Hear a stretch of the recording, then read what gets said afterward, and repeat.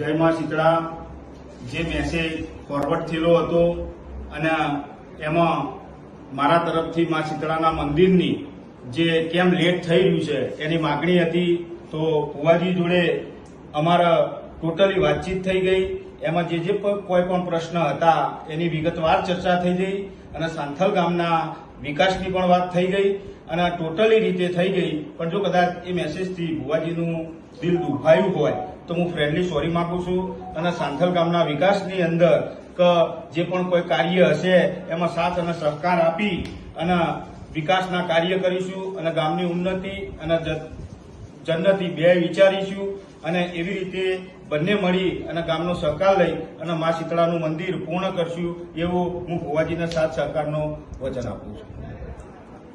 जय दीपोमा जय माताजी मारा वाला चाहको मित्रों जय शीतळामा हर महादेव मित्रों हमारा उपेश भाई पटेल અને હું છું ગમન સાંથલ જે અમારો 4-5 દિવસ પહેલા ટૂંક સમય પહેલા જે મારો વિડીયો અને ભાઈનું જે પોસ્ટર હતું અને જે મેસેજ ફરતો કર્યો હતો એનું સમાધાન થઈ ગયું ઝઘડાનું। એટલે કોઈને હવે આગળ ફોરવર્ડ કરવો નહીં, કોઈ ઇસ્યુ કરવો નહીં અને આખા ગામ વતીથી અને આખા ગામની લાગણી પ્રેમ અને ભાવથી અને આખા ગામની સંમતિ ભેગા થઈને આગેવાનોનું માન મર્યાદા રાખીને અમે આ ઝઘડાનું સમાધાન કરીએ છીએ।